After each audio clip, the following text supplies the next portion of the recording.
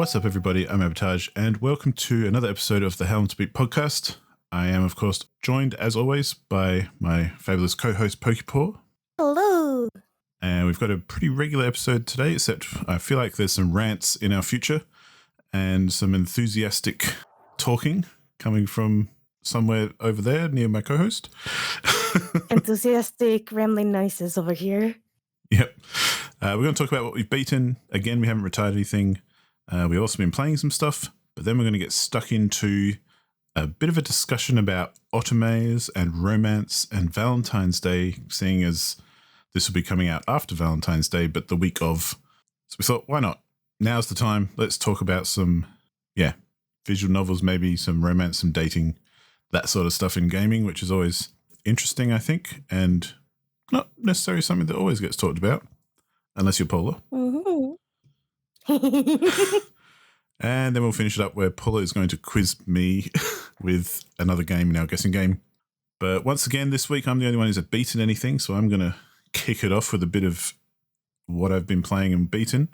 The first one that I beat was Super Adventure Hand, which I spoke about in the last couple of weeks. And I spoke last week, I said, there's a number of levels that I've got left, and I think I could smash through it pretty quickly. And I think I did. It took me like an hour and a half to just finish everything off. And It was really good. There was even a boss fight towards the end against a massive foot who had like eyes and tried to shoot me with lasers from his eyes, while lots of little feet chased me around a level, and I had to fling bombs at him to destroy him. That was a lot of fun.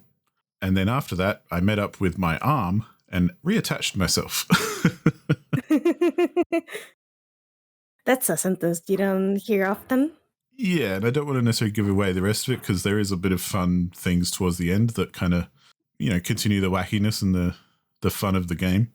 So if anyone's going to play it, I'll leave that for them to discover. But it was a good little game at the end of the day. I'm kind of glad I picked it up and actually tried it because initially I was thinking, 3D platformer kind of looks pretty memey and, I'm not really into that sort of stuff normally, but I did really enjoy this one. So I'm glad. I also got it for free on Prime, so, no harm, no foul. It's always nice. Mm-hmm. But I finished that one off, so that was a tick there. I also finished along with community members Frozen Roy and Uwe and kind of Nalb, but a while ago Nalb. We were playing a multiplayer game. Kind of Nalb. Well, I'll tell you why kind of Nalb. Because we've been... The four of us, or mostly the other three of us other than Nalb, have been playing a game of Sid Meier's Civilization 4 Beyond the Sword for about 3 years, I want to say. Excuse me. Oh, no. Wait, that one game that you start like tagging yourself like over Discord and then... Kind of, maybe, I'm not sure, but it's got a function in Civ 4 for play by email.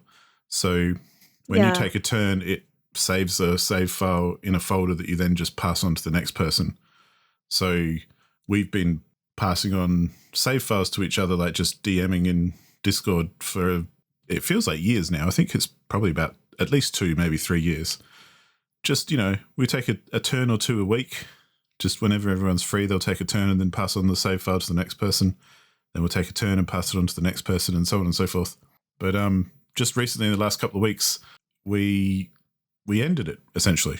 It finally finished. And essentially Frozen Roy just killed Uwe and then invaded me, and I retired because I'm like, I can't defend from you. So congrats to Frozen Roy, he ended up winning the game. But I'm kind of sad about it in a little way because it was a nice little thing to do. Just, it only takes like 5 minutes each time, but you'd get sent a save file from a friend and you'd go load it up and go, make a move with your dudes and then save it and send it on to your next friend and wait for it to come around again. And it was just, a multiplayer game of Civilization, which I'm terrible at anyway, and I don't really know what I'm doing. So there's that. But I also just, it's a fun little thing to do. And I've always enjoyed that kind of gameplay as well. Like, this is, kind of nerdy and old school, but back in the 90s, I used to play chess with a friend at school, and this is before smartphones and that kind of thing. So we each had a real chessboard set up at home, and we'd just kind of give each other moves every day on pieces of paper. So we'd say, this is our next move. And then we'd go home and we'd perform the move on our chessboard and then make our own next move and then give it back the next day and so on and so forth. And so it took about, 6 months to play a game of chess because you'd be playing a move every day or most days. And this kind of felt like that, which is a nice kind of real slow, very casual kind of way of playing a game, but kind of nice. Like, I like that. Mm-hmm. It's very low commitment, but very consistent over the last few years. And yeah, I'll be kind of a little sad to see it go, but that's something I did finish this week, or last week, I should say. I think if anyone is interested, I think Uwe did post about it in the community games channel on Discord. So not that he posted much, but just posted a bit of an announcement saying, hey, we finally finished, because I know a few people that we used to play Civ with back in the day have kind of kept track going, what, you're still playing after all these years? Yeah, so, like, holy crap. Like, I wouldn't have the patience for that. But I love that. It's just, I love that real slow kind of game. Like, yeah, just take a turn, pass it on. Take another turn, pass it on.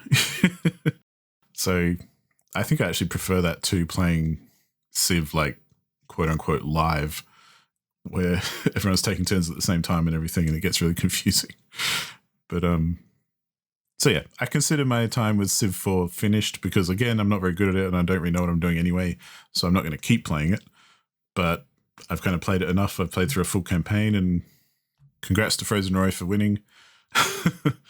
Because I think he basically, after about halfway through the game, he just dominated us for the rest of it.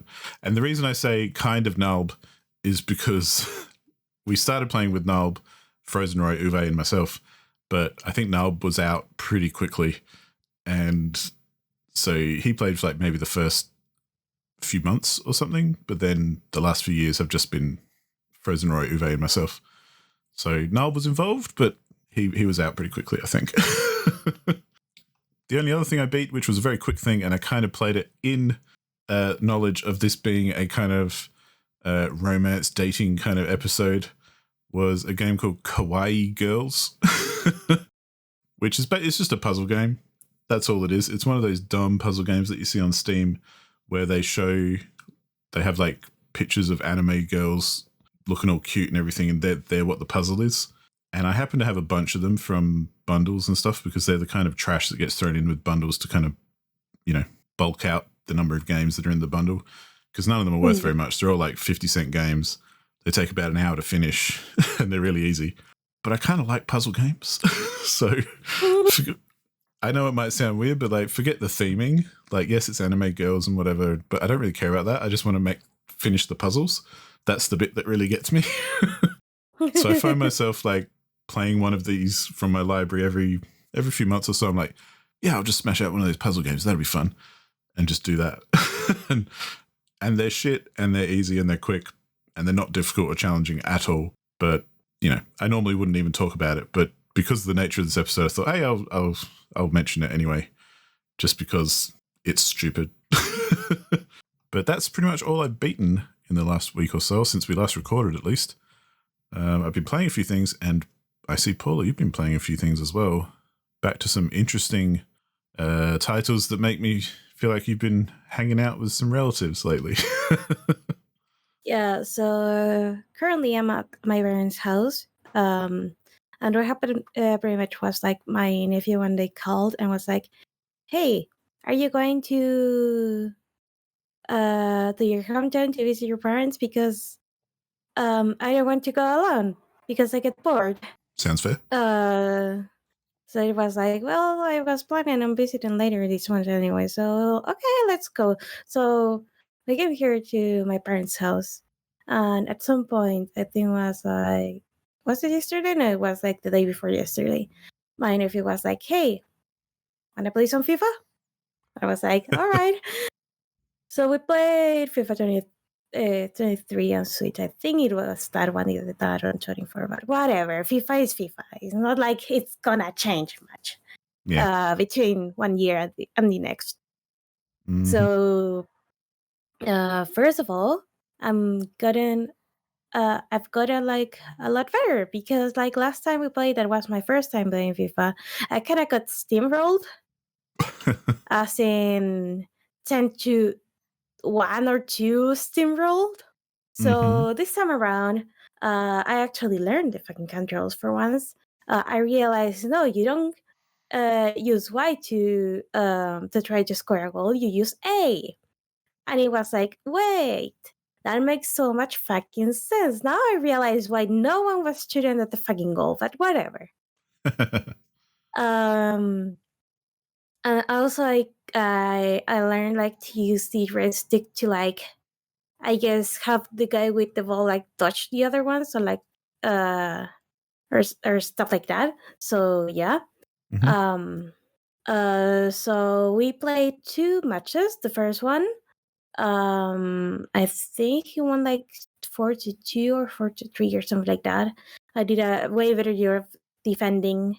I once again used a team from Italy. I think it was the Bolognese team. Nice. And I think they're not like particularly great, but I felt like they were like, I was getting used to controlling the players.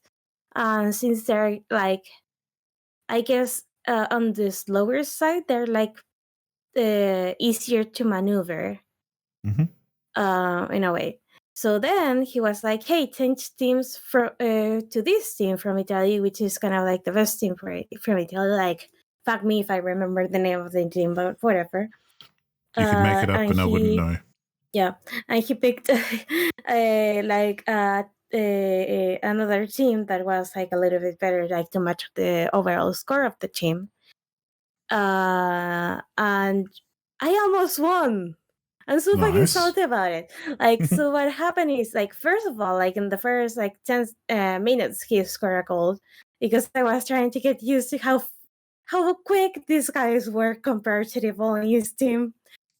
Like there was like there were like 1 or 2 particular players that each time I got control over them, they were like zooming around, like it was crazy. Like they were like cats with the zoomies or something like that.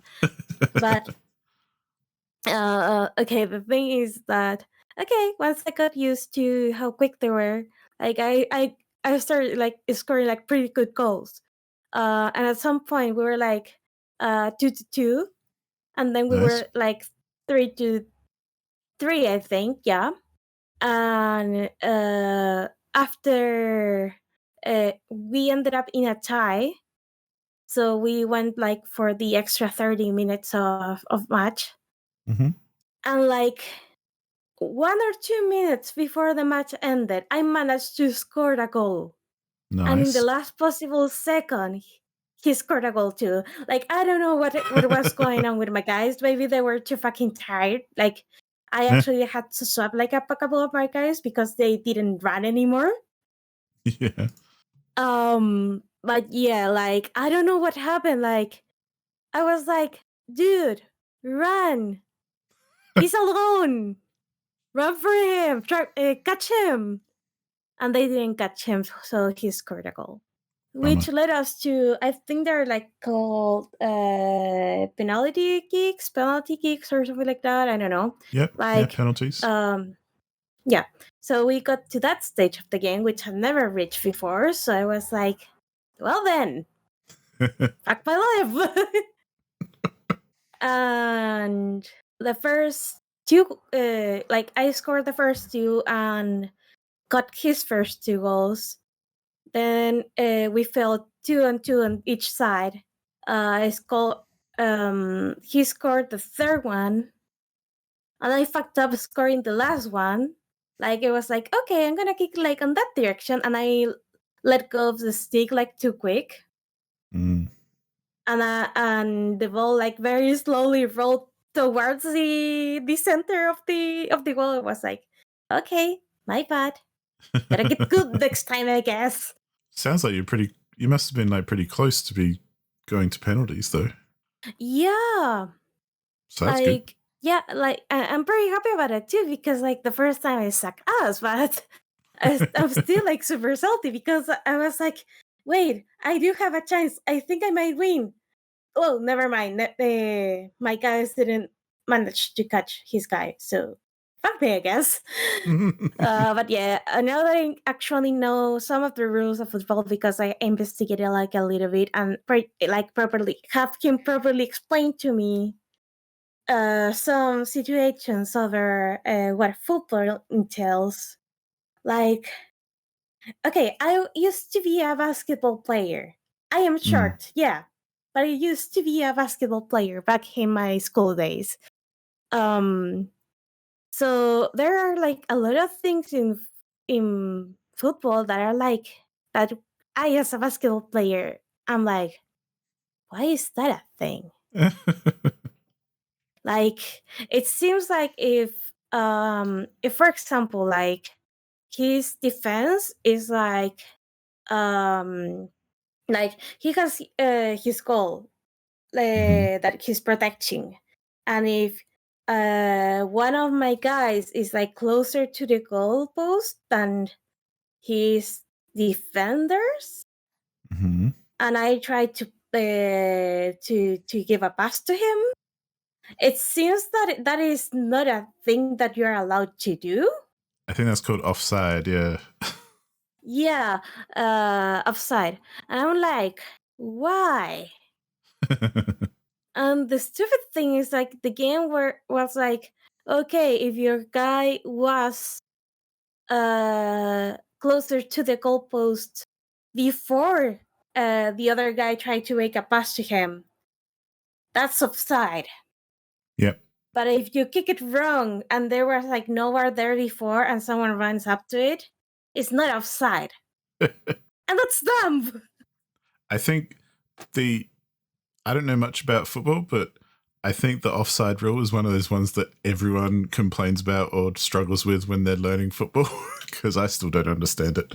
And I've heard lots of people say the same thing. Yeah, like, well, my nephew said like, well, that's a rule that was made so you don't have like someone camping on the other side of the field. Well, sounds fair enough. Which, okay, makes sense. But why does it only apply to football? God damn it. Like, I played hockey too. I don't remember that being a thing. Beats me. Okay, rant over. Football is weird. At the very But you're least, doing better. I'm not. I'm getting. At the very least, I'm getting better. At the very least, I'm not injuring the other team like every 2 minutes, because one of the things I used to do like a lot was like press Y to like do the like the guy like slits across the floor and try to kick the ball out of the other's feet. So that usually ends up with someone falling or being injured. Oh, and that's the other thing. Okay, if you're trying to get the ball from someone else, yep. If you touch the ball first and then the person falls because they trip over you or whatever, that's okay. Like, Yep. I was kidding. Like, I was joking around, like, okay, so I can get the ball, kick him in the nuts, and I'll be okay. So I was Pretty like, much. yeah, very much. Yeah.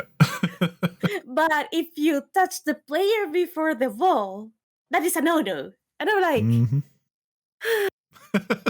sorry, but football But is the weird. exasperation is fantastic.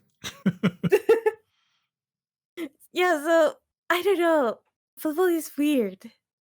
Like, now I realize like why there are like so many faults during like a match of football, because there's so many ways to fuck up.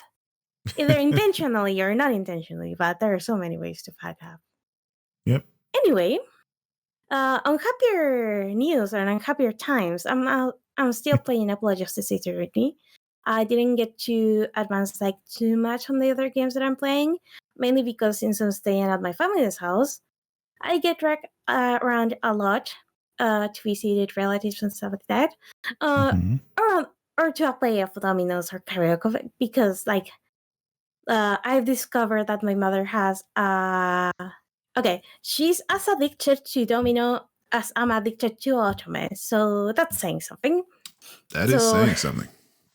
I say something like the Domino is like her favorite game ever, and she also likes playing cards. And like anything that's like an older, like a simpler game, she's in. Cool. So I swear, if she had a gun, she would have dragged us at gunpoint to play with her, even if we weren't feeling up to. But yeah, that's the rule of the house. If we come here and my mother wants to play something, we'll play something. Cool. Anyway, that time that I usually spend playing, I've spent playing other things. So yeah. Anyway, apologies to this attorney. Everything is starting to make like a little bit of sense of how these. I think there were like 3 cases ish that were like minor cases, and they're like connected obviously via murder case because it is Ace Attorney. Yeah. That's what you get when you have Ace Attorney. But anyway, so it's starting to. I'm starting to get like the bigger picture. I'm still on the first day of investigation. I haven't got to the trial, but I do have a client now, which is nice. So the next course of action is to visit the client, try to get more clues, and pretty much like try to the thing. I'm pretty happy because like one of the characters is like okay. I think I mentioned last time, but I met Claudia, who is the prosecutor for this game. I also got to meet Emma Sky again after the first game. And okay, I technically meet her again in investigations, like in my whole search for investigations, because she's like moving around there in a visit to, well, the localization says Los Angeles, but for fuck's sake, it's Japan. So yeah, fun times. I'm pretty happy so far. Nice. I dust off my copy of Pokemon Shining Pearl because like I don't know why I had it like on my Switch case, and it was like, I mean, if it was like, hey, wanna see what we were doing in Shining Pearl before we dropped that? So I finished the story like a while ago, like a long fucking while ago. But at some point, I wanted to finish the Pokédex. My problem was that my boyfriend was like over the game already and wasn't like particularly keen on finishing the Pokédex, and that included excavating for charts to get the thing that you need to get the legendaries of each game. Which, by the way, I still find stupid, like the legendaries like for previous games have still like exclusives like to each version of the game.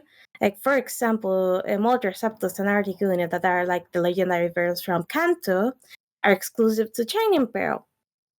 And the Raikou and Suicune that are the legendary beasts from Gold and Silver, that is the Johto game, are exclusive to Brilliant Diamond. So I just said, fuck it, I have Pokemon Home.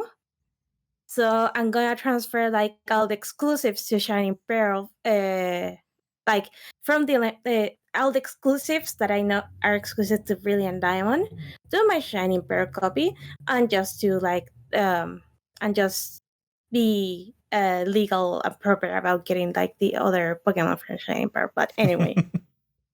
So I am now in a Pokédex completion quest. Let's see how long my interest takes to dwindle. But anyway, the other thing is that okay, so for getting like if you wanted to get like Pokemon from for example the GBA games to the DS games, you have to have a copy of I think Platinum work, but the release like Hard Console Super, and you had to use either a DS original or a DS Lite that had like both the DS and the GBA cartridge slots to connect the two games and get your Pokemon from there. And I think you could only get like 6 at a time because of how the thing works. If you wanted to get like from 4th generation to 5th generation that are both DS games, you need 2 DSs. Right. Because you have to transfer it. Like I think it was called like the time machine or something like that. I don't remember what the fuck was the name of that, but you had to do that. It got a little bit streamlined on X and Y, which is the sixth generation. Was such a streamline? Oh yeah, because they released Pokemon not Home, Pokemon Bank. I think was for that one. So you could transfer your Pokemon from black and white to X and Y. Right. Then you could use again Pokemon. Because they had like the Pocket Transfer feature, and then you were able like to, as long as the Pokemon were like legal, as in they didn't have like any moves that they couldn't they couldn't or weren't supposed to learn on the future games like Sun and Moon and Omega Ruby and Alpha Sapphire and Ultra Sun and Ultra Moon, as long as the Pokemon exists in the code of the game and it has like a proper moveset, you could transfer it like across like any of those games from Pokemon Bank. Now, if you want to transfer to the Switch games, you need to have Pokemon Home alongside Pokemon Bank, which, by the way, Pokemon Bank is now free. It used to be like $5 a year, but it is now free since the 3DS shop closed, so you can't purchase another like annual pass for it. Yeah. Pokemon Home, if I remember correctly, is like 12 to 15 bucks a year. I don't remember.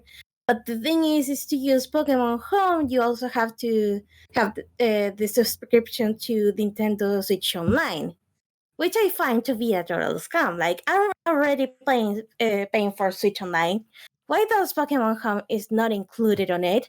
Or even worse, why if I pay Pokemon Home, that is a tool used to transfer my Pokemon online, why do I have to pay Pokemon NSO just to use Pokemon Home? Yep. So yeah, I'm not a happy camper. Oh, I'm not. That's not the best part. Because there's more. Holy crap, Pokemon does shit. So the thing about Pokemon Home is that you can use it like on a phone app because you can transfer Pokemon from Pokemon Go to your other games. Here's the trick. So if you want to transfer Pokemon from Pokemon Bank, Pokemon Go, or the Pokemon Let's Go Pikachu and Eevee games to Pokemon Home, you cannot transfer them back to those games. Pokemon Bank makes sense because like it's from the 3DS to the Switch. Pokemon Go is like, why? Because like at this point, like I think the majority of Pokemon that are available in Pokemon Go, I guess is that so you have to still catch a Pokemon and you cannot like go crazy, breed them and like transfer them back to Go. But why Pokemon Pikachu and Eevee? Why? You know what? Fuck it. It seems like in Pokemon Pikachu and the Pokemon Let's Go Pikachu and Let's Go Eevee, the stats work a little bit different. Like it's a mixture of how Pokemon Go and Pokemon Mainline works, in the sense of you have the proper stats from the mainline games, but you can kind of like grind Pokemon into candy to get your other Pokemon like more powerful in Let's Go Pikachu and Eevee. But whatever. I think like the stat level cap is kind of different too, so fuck it. I'll take it. But it all on makes the other no hand, sense to me. So. yeah, don't worry. I just smile At the and nod. release, at the release on the Pokemon Brilliant Diamond and Shining Pearl remix and the Pokemon Legends Arceus, Pokemon Sword and Shield, and Pokemon Scarlet and Violet, you're able to freely transfer your Pokemon across all those games back and no problem, as it should be. The funny thing is that since Pokemon has been like the Pokemon company has been making like weird decisions. Like I guess it's Game Freak's fault because they are like in charge of the games, but they have been deleting moves from the older games, like on the newer games. Like for example, a move called Scald that was a water type move with an 80 base power and a chance to burn. which was arguably the best water move in the game. They deleted it for the Nintendo Switch games. And why would you do that? So many Pokemon lost viability because of that. You monsters. Like, the other best option is Hydro Pump, but that has like an I don't remember like the accuracy, but it was ass.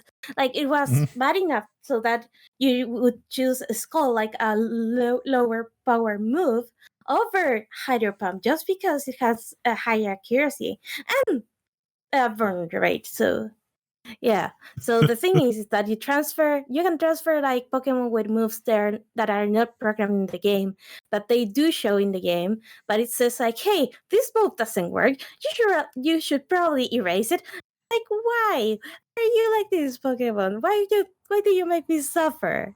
So yeah, that's why I write about how Pokemon has been fucking up moves. And I don't know how I got here after just being very happy about trying to complete the Pokédex on Shining Pearl. Sorry, rant over. Right on. Anyway, so I'm also playing Not Tonight, which I managed to play like quite a bit this morning. So first of all, I got promoted on my first job. I'm a head monster now, so I get like double the pay. And Awesome. also, I got to level 2 that gave me a rust-free clicker, which, by the way, the clicker is the thing you use like to mark the entrance of the person you're inspecting, I guess. So you can either like give them back their ID, like and just tell them like to go fuck themselves and like never come back because their ID is either expired, fake, or they are a minor. Or you can just click the clicker and let them in. The thing is that the update they gave me allows me to use like a hotkey instead of like dragging the mouse all over the screen and click the clicker and stuff like that. Cool. Which I probably forget about. And they should probably keep in mind. But anyway, that seems like a very, very good update. I also got a visit from the guy who supervises like, I'm gonna call them like immigrants, but it's like the people who are like getting deported like back to their countries and they have like a temporary visa. So this guy pretty much inspects you and says, yeah, you're good to stay here another month, or like, no, go back to Spain, you dirty Spanish, because my character is Spanish. Yeah. And I'm like, fuck you, because I don't quite remember like the correct wording of the backstory that I got for my character, but it seemed like her parents were the Spanish and she was born here, or either like she was brought here like from a really early age. So she's practically Spanish, but she didn't get the citizenship for whatever reason. Right. Fuckers. Like here in Chile, I don't remember the amount of years that you have to be in Chile, like to be considered Chilean, but you can be considered Chilean if you stay like at some point, I think it was like 10 years, but don't quote me on that because I don't remember. But yeah, so since the protagonist's parents the citizenship over Brexit, the protagonist doesn't have citizenship, so that's why they're kicking her out. But anyway, so this supervisor said, hey, you can stay if you make 2,500 pounds in like before the end of the month. And I'm like, dude, in this economy, like, I'm not even a full-time worker. And I'm like a minimum wage part-timer at best. Like, I just got promoted on my first job, but the second job is ass. So yeah, like on my first job, I think like the base payment is about like 30 pounds right now. It like started like being like 15 pounds if I remember correctly. And if I got like to the second goal of the night, I get like 60 pounds right now. And if I get to third goal of the night, which I haven't, I got like 80 pounds or something like that. So it's doable-ish if I get another promotion, but I have to work at more jobs. So the other job that I just got, like in a day that didn't have like a job at the King's Club, it was a job at a neon club. You know how much those fuckers pay. Like even the protagonist was like, "Hey, this is terrible. £10. £10 baseline. I had to pay £10 in like penalty fees because I fucked up twice." Like, okay, the good part is that I got the bonus, which was like another £10 or something like that.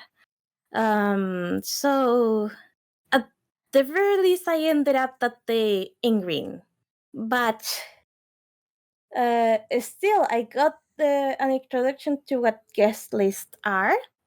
So now you don't only have to check the both of the dates that are like on the ID to make sure that that person is a legal adult that can drink.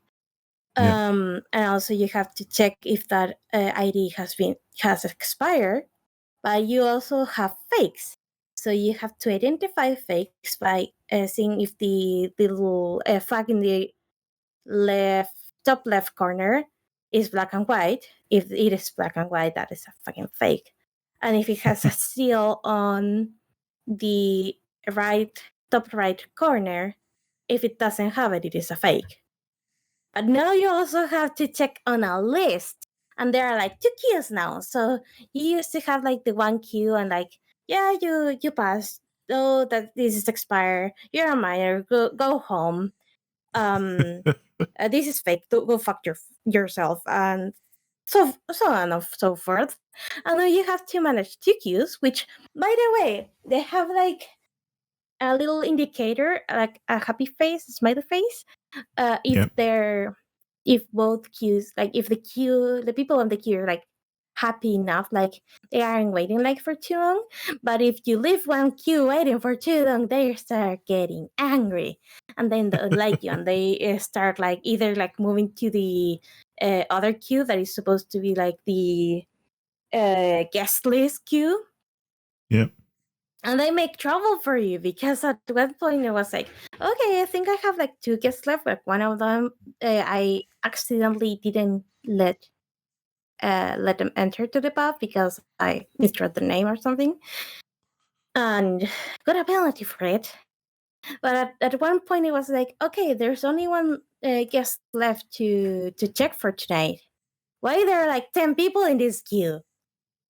So yeah, they try to outsmart you, but don't let them. And it's getting more and more complex. Yeah, I wasn't expecting like the queues, which I don't know why, because they were clearly having like the 2 cameras like on the bottom of the screen. Yep. But yeah, like at the start of the game, I was like, hey, this is easier than Papers, Please. And I am realizing the mistake of my ways. This is not gonna be easier than Papers, Please. But still, it's been a lot of fun. Like, I really like the dialogue they give to many characters. For some reason, like the character that I got seems to be like either sassy or like a person of few words. So yeah. That's all that I've been playing. Sorry that it ended up in many, many rants. No, that's okay. I like that. I'm glad you're enjoying Not Tonight, because the whole reason I recommended it anyway and thought it'd be a good one for you to play is because you like Papers, Please so much. And I still think Papers, Please is the better game if I have to choose. But I thought Not Tonight did some good kind of iterations on the idea kind of thing, like you say, with the multiple queues and that sort of stuff. And So yeah, definitely. Also, not having like to drag back the documents to the person before you accept or deny it, it's a very good thing. Like, you just click the clicker, and let them pass, and you don't have to direct like whatever amount of documents they give you back to them. Nice. So that's a quality of life improvement, and I appreciate it very much. And yeah, I plan to give it another play sometime soon, hopefully before we record next time, so I can hopefully know more about what you're talking about as well, because I can't remember it that well. But I have been playing some other things. I got just the other day, I thought I'd try out Tower Unite again, which, if anyone hasn't heard of Tower Unite, it's been around for a while in early access, and it's essentially a multiplayer kind of social hub type game. So the idea is that there's like a plaza of where you can meet, and it's all multiplayer servers, so you see other players there as well. And you can go, there's like arcade games to play, and there's shops to buy things at, and you can go 10-pin bowling, or you can play 8-ball, or there's a whole casino that you can go play casino games. So you can play poker, and you can do one-arm bandits and all this kind of stuff. It reminds me a lot of PlayStation Home, which was a similar thing on PlayStation back on PlayStation 3, but they axed it after a while. But essentially everyone has their own apartment as well, which is like your private space. So you can earn and buy furniture and things and decorate your apartment and all that kind of stuff. And you can invite your friends over to hang out there if you want or whatever. I don't really have any friends in Tower Unite, so I don't do that. But but there's some fun games in there which I like playing, which are like there's you know how in like fairs and stuff there'll be like sideshow games like throwing darts at balloons or like throwing a ball at milk bottles to make them fall over. They have all that kind of stuff. So they have like a whole sideshow alley kind of thing. And one of my favorite ones is where they have a bunch of horses and you have to do like a typing test thing. Like, so the faster you type, the faster your horse will go. And whoever's horse ends up winning wins. And that's based on your words per minute, essentially, that makes you go a lot faster. So that's kind of one of my favorite ones. But I thought I'd check it out again because it has received a bunch of updates because it's still in early access and they're still updating and adding things.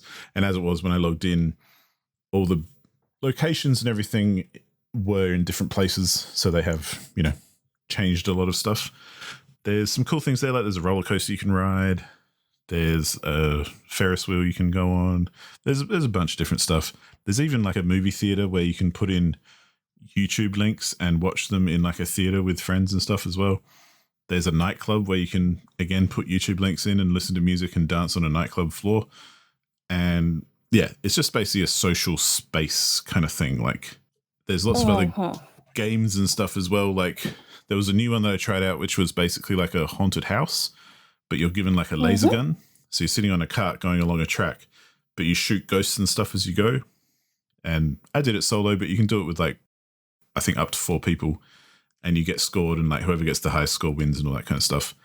But it's pretty, when I played it, it's pretty unpopulated. I think there were like 3 other people on the server that I was on, which was an Australian server.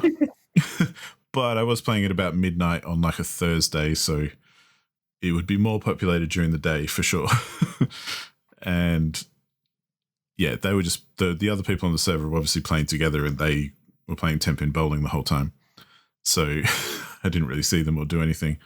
But it is kind of fun. It's the kind of thing that if you have people to play with and you want to go play some games like that, like random games, and there's also like themed games that you can load into in instances. So there's like laser tag and stuff like that. It's all very kind of real world realistic in a way. And yeah, so if you've got some friends who you can play with, I imagine, I have played with some friends before and it is a lot of fun, but playing it on your own is kind of, it runs out of steam very quickly because it's very multiplayer focused and it's all built for playing with friends. Yeah. But it was cool. I'm glad I checked it out again. I might play it some more as well before I uninstall it again, but then I'll probably check it out in another year or 2 as well and see where they've changed it, because they seem to constantly be adding stuff to it and updating it, which is cool. Hopefully there's more people there. Well, I guess that's something I could say as a shout out to anyone who might be listening. If you ever want to, if you're into Tower Unite and you have it and you ever want to jump on and play some games, hit me up, baby. I'll be into it. Because yeah, you definitely need people. Paula has problems. There's a cat invasion here and they are not getting along. Yes, Paula is currently covered in multiple cats.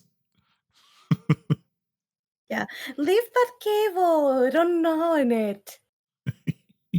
I've also been playing Ghostwire Tokyo still, which just keeps getting better and better. Like I said the other day, or the other time we recorded the other episode, I just need to play more of this game because every time I do, I kind of wish I was playing more of it. I don't really have much else to say about it other than I played it again, and again I ran out of time really quickly because it passed like so quickly because I was having such a good time. So I'm just going to take the moment to rave about Ghostwire Tokyo and say it's really good, and I'm going to play some more, and it keeps getting better. And there's like different enemies you meet along the way, and like even kind of, I guess, boss enemies, like unique enemies who are freaky ghost people. Like there was one I fought recently who looked a lot like she looked a lot like the lady in Resident Evil, the really tall vampire lady who's famous. Yeah. She looked like that kind of model. Obviously not that person, but that's what it reminded me of. Like the look was very similar. And, very tall lady with a big hat and a white dress. And she looked dead, so I killed her. But that was fun. I also kept playing Lovers All Around, which I've mostly mentioned again because of this is kind of like a Valentine's Day episode, if we want to call it that. But this is the FMV dating sim. It's kind of, the more I play it, the more you can see the cracks in between what you're doing. And some of the scenes that you unlock, depending on your choices in dialogues and stuff, feel very disjointed. So you might be talking to 2 or 3 characters and you might have to then make a decision about what you're going to do. And because you made a certain decision, that then triggers the next series of scenes, like where you go in the branch. But sometimes, I guess, if you trigger certain scenes, it does kind of, you suddenly jump to another location without any real explanation or something, or it's another day with the same character and you're suddenly talking about something completely different. So it could be a bit disjointed, but yeah, it's a weird game. And I kind of touched on it last time as well, but the acting and the writing is very questionable at times. Questionable. Yeah, like they're all doing a good job. They're all trying their hardest, and they're not like totally crap, but they're just a bit crap. You know what I mean? Like, they're kind of like your friends have made this kind of thing. Like it's not terrible, but it's not, it's not great. And I also started playing today, just before recording, really, Life is Strange Before the Storm. Now, I have played the first Life is Strange. I've also played Life is Strange 2. I've also played the spiritual successor, I think, which was the It Takes Two or whatever. It's not It Takes Two, but the one with the twins. It was like a separate one that wasn't in the Life is Strange universe. And it had like trans themes and stuff. By the way, didn't you said you were like, you were suspecting that you were close to finish before the storm? Like before the recording? Episode 1. Oh, yeah. I've almost finished episode 1 of, I think there's like 5 episodes or maybe 3. I can't remember because this is like the one that sits in between Life is Strange and Life is Strange 2. As in it came out after Life is Strange 2, but it's actually a prequel. Well, I don't know. Maybe it came out after Life is Strange 1. I can't remember. I don't really care, to be honest. It's a prequel to the first game is the main thing. And you play as Chloe, who is Max's friend from the first game, who's like, all edgy and shit. And yeah, hardcore and not a try-hard at all. No, not at all. I'm basically having the same kind of experience with this as I had with Life is Strange 1, which is that I have a love-hate relationship with these games because they are some of the cringiest, most horrible, really like makes my skin crawl kind of try-hard games I've ever played. But at the same time, they kind of do manage to touch on some actually interesting emotional beats here and there. And they do talk about some interesting vibes and issues and social kind of nuances when they get it right. But then it's kind of ruined by angsty teenage bullshit, which it's been a long time since I was a teenager. I'm not interested in any of that shit anymore. And one of the other things that I think about the Life is Strange in particular, like the first one, I haven't played the other ones, is that sometimes it seems like the writers do not know how to write teenagers. Yeah. Sense of, you know how there's that meme of, hey, how you doing, fellow kids, like from Drake and Josh? So sometimes I feel like they're like that when they're trying to write teenagers, especially like I don't remember what the name of the other friends of Max was.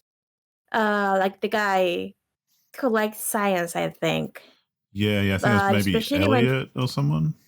Maybe, but the thing, the cat is looking at me like from the door is like slightly ajar, and the cat is looking at me like from that little spot, like I know what you're doing. I'm gonna tell them. I don't know. Sorry. So yeah, like that friend Elliot, I think he was called. I think it might be him. I'm not sure. Yeah, there's something about how he was written, especially like on chat form.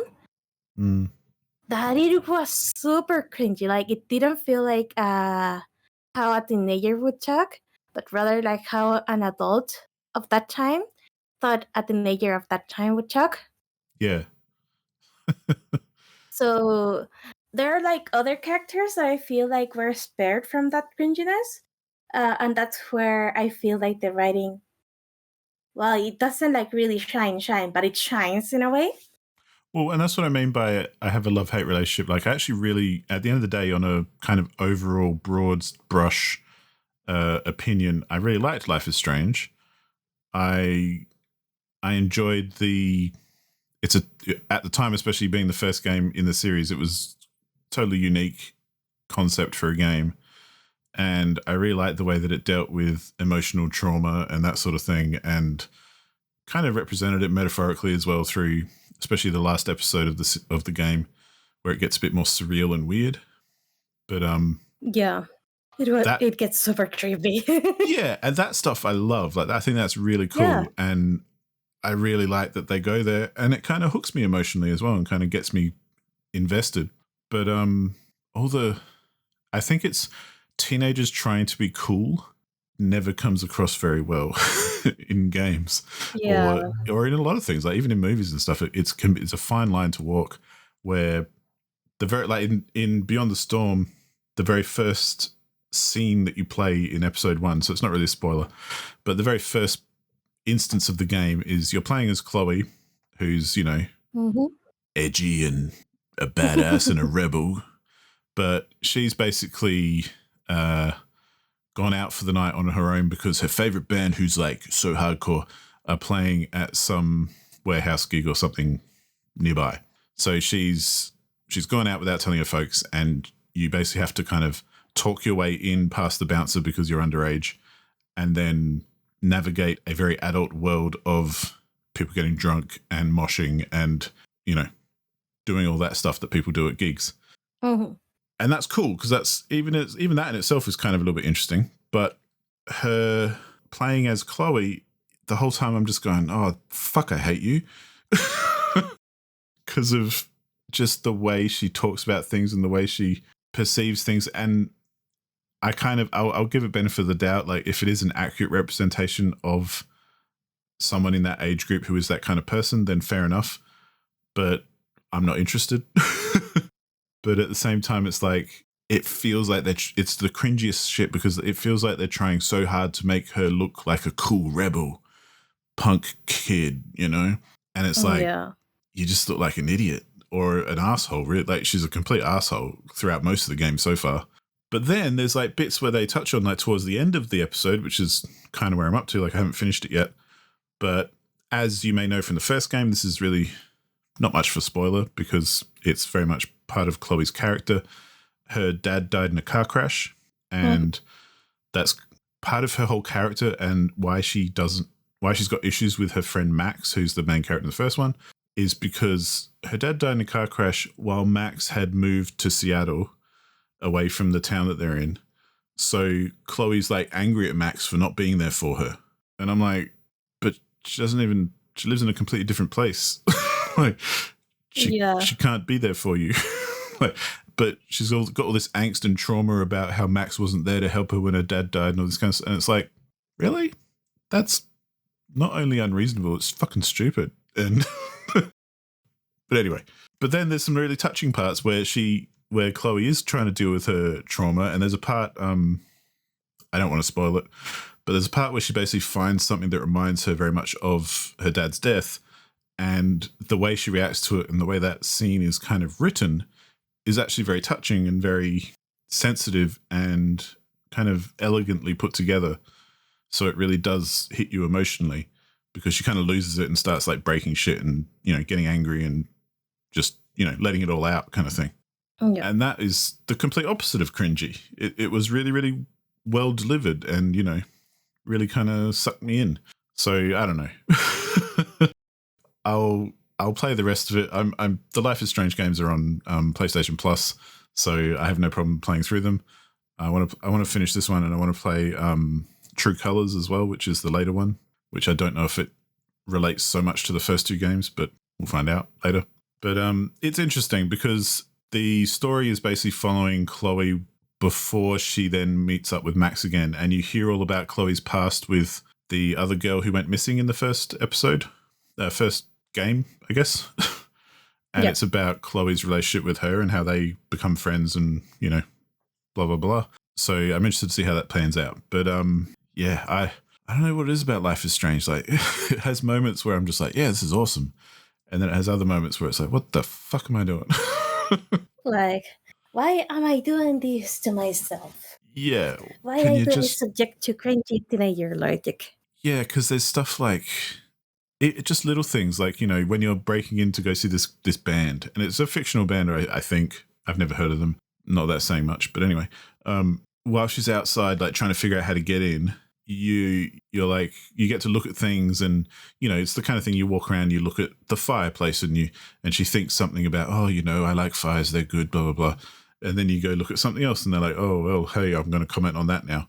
But there's a bit where you can like listen to the music through the wall because the band's already playing, and there's a line written something like, oh man, this band really shreds. I can't wait to get inside. And I'm just like, what are you talking about? What? Like, the biggest thing I can think of is maybe there's a bit of lost in translation between North American culture and Australian culture or other cultures around the world, because a lot of this stuff might be how they talk on, you know, West Coast America. I don't know. But if you talk like that here, you'd probably get punched because you'd come across as a pretentious wanker. Yeah, definitely. So, you know, I can appreciate maybe there's a bit of that, like, bit of cultural kind of dissonance barrier coming up, perhaps. Yeah. But either way, I'm still, like I say, it's funny because I still enjoy these games regardless. Even though they're kind of cringy, they do tend to touch on some stuff which I'm like, oh, there's moments of genius amongst the cringe. So, yeah, I'm looking forward to finishing off. I must endure the cringe for those moments. Yeah, exactly. And, you know, hopefully it'll pay off in the long run. Kind of like the first game did. Like, I think the first game was like 5 episodes and the first 3 episodes were a struggle. But then the final 2 episodes kind of really worked for me and brought it all home. And I was like, yeah, this is cool.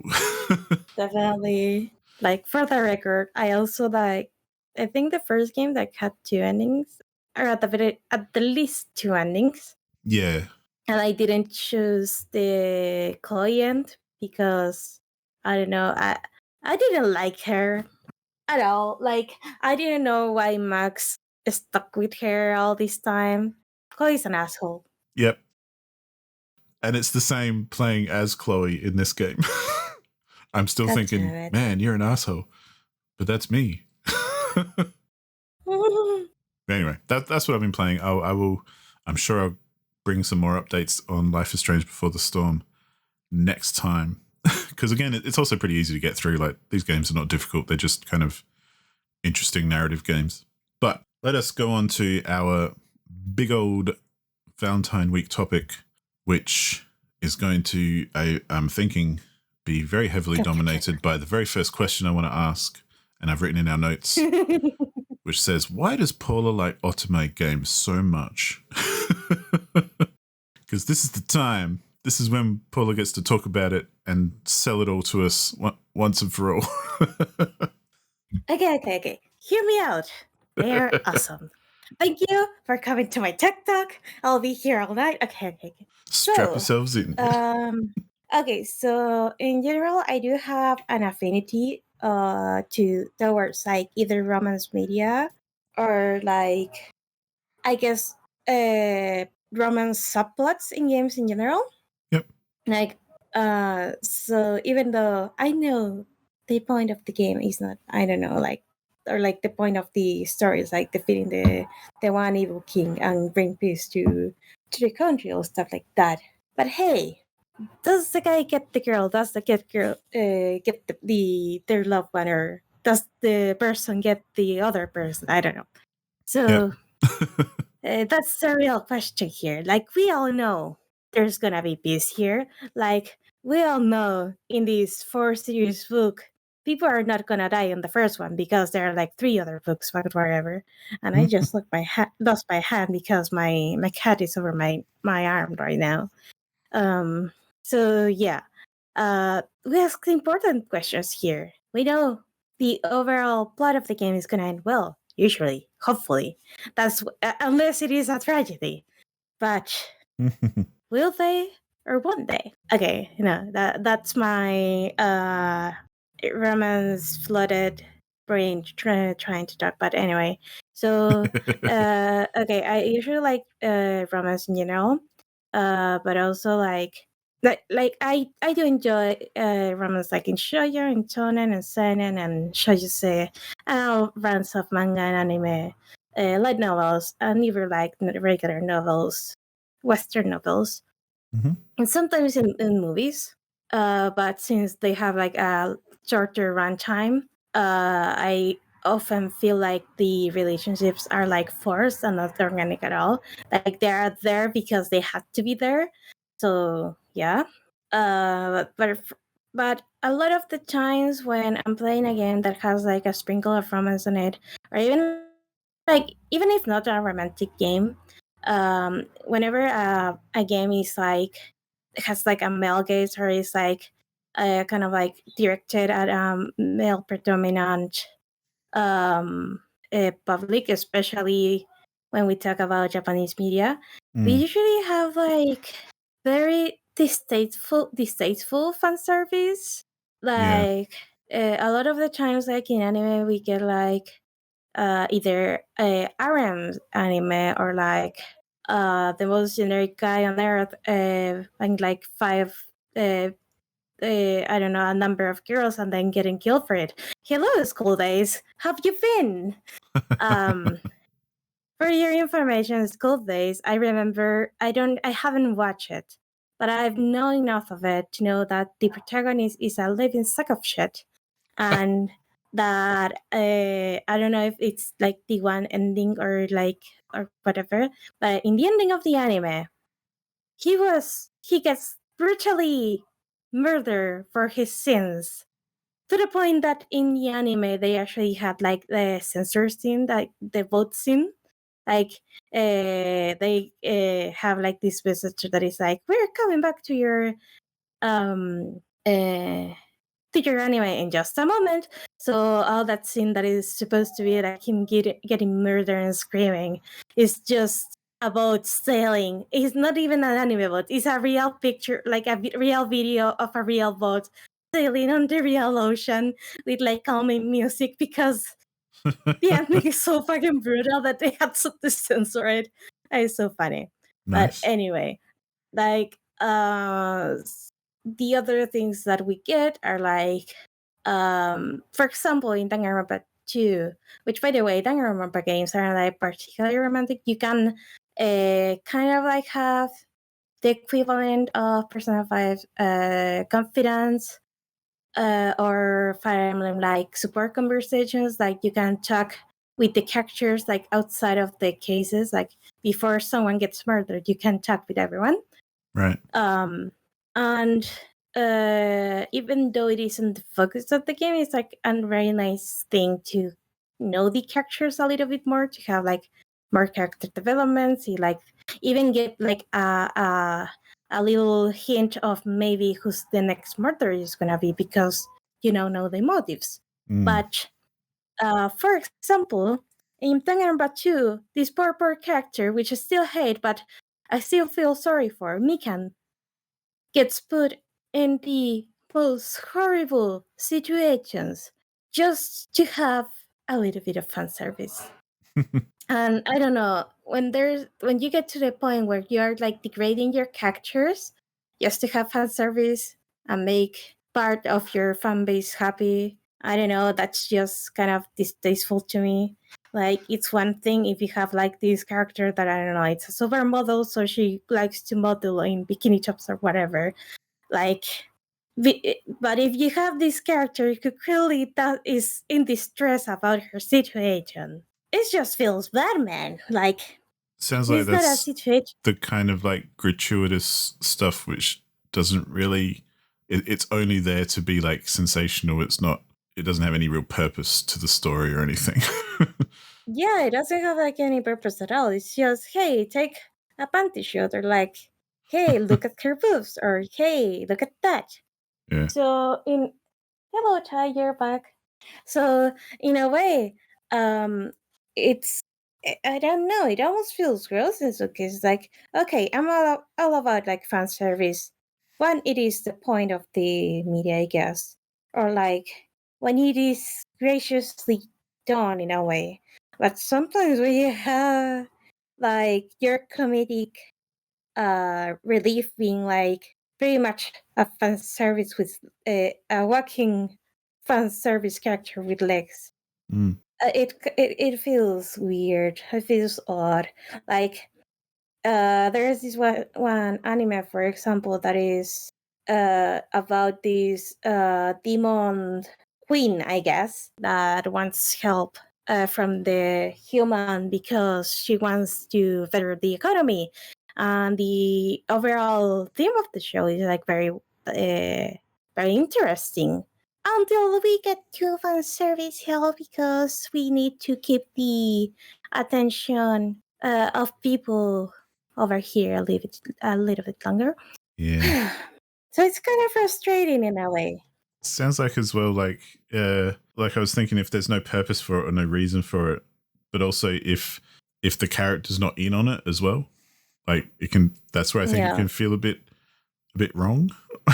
Like if it's something being done to someone as opposed to them doing it anyway, no matter how silly it is or whatever. Yeah, so I got like one last example, I think. Okay.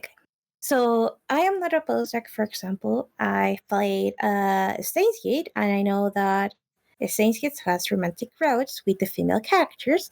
So I am not opposed to have like a cute picture of them striking like cute poses and stuff like that. So overall, like, I really like Steins Gate for what it is. Even though I'm not like the main target demographic for it, because I still like either like most of the characters, or I can just vibe with the one through route and with the story. I played Tsukihime a couple of years ago, and even though I like how it overall was written, why do I have like the character dreaming about having sex with one of the other characters of the game, like out of fucking nowhere? Like, I just went, like, I remember that time because the character went through a very either like important or traumatic experience. Like, he was worried about something, and then he went and dreamt about having sex with someone else, and I'm like, okay, this seems was wrongly put in here. Like, why? Like, seems like why? A shift in tone. Yeah. Yeah, it gave me whiplash. Like, okay, there was like later in one of the routes when I was already on the route, the characters were already like well acquainted, even like having like this I guess flirtatious kind of vibe. And they had a sex scene, and it was like, okay, this is well paced. I get this. Yep. But why the other one? Like, it's not about we having fan service. It's how and when the fan service is done. Like, there are tasteful ways to do fan service. There's a time and place.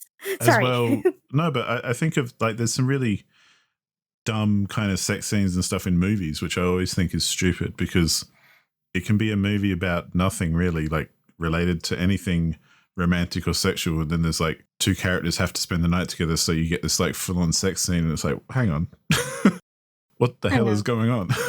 Like, it just doesn't make sense. And I got no problem with sex in fiction or anything, but it's just at least make it make sense. Like, yeah, like I do remember like being, watching a movie on TV, like at my favorite house. Like we just had the TV on. I don't remember the name of the movie. I don't remember nothing about the movie because it was like, hey, we're investigating, and suddenly, hey, we're having sex. I'm like, there's a missing frame of animation, dude. But anyway, the point I'm trying to make here is that at the very least, like the Otome games we get in the West that aren't like marked as eroge. mm-hmm. Eroge is like the sexiest usually, but or like that had like very what's the name of it? Like very explicit material. Yep. And you know they have very explicit material because it says so in the box or in this Steam description or something like that. So usually when you're when we get Otome games from for example Automate, sorry, or we actually got one from Broccoli or D3 something, I forget the name of it, or any of like the bigger Japanese companies, like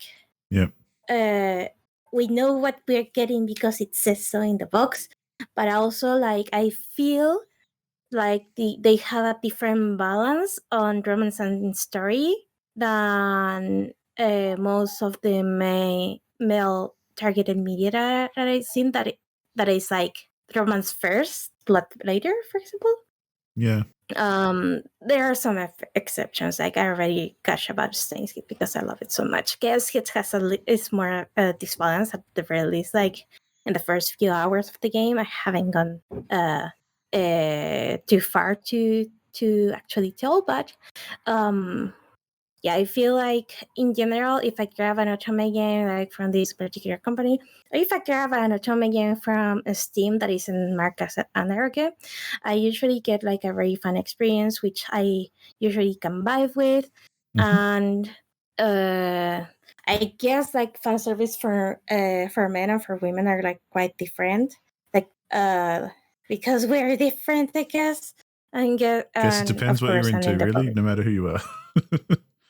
Yeah. Okay. I'm more in the demographic for Otome games in general, so whatever. The other thing that I really like about Otome games is that I don't know if it had ever happened to you. It has happened to me a couple of times, but you have the main protagonist and you have probably like a couple of closer friends, or maybe like what you could call like love interest in this media.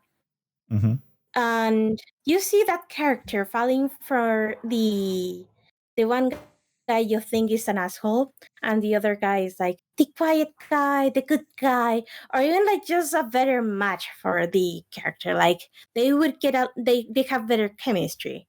Yeah. And I'm like just sitting here, and I'm like, you're or guy, dude, I don't know, person. You have gold on the other side, and you're settling with wood. So yeah, it has happened to be like a couple of times. It doesn't happen often, like, but one example would be, okay, I'm gonna bring up a very trashy book and a very trashy movie because that's one example I can I can think of right now. For example, we all know I hate Twilight. I hate myself for reading Twilight when I was a teenager because I was cringy and all, but the one thing that I was thinking about Twilight is that Edward was a fucking creep, and Bella should have picked Jacob. At the very least, like in the first two books, it was like hey, you have a caring guy who is not a vampire. He cares about you as a person. He's not gonna suck your blood or anything like that. And he actually gets along with your friends. Yep. But no, you get you pick the 100-year-old vampire who is toxic as fuck. Like, he abandoned you without saying anything on the second book.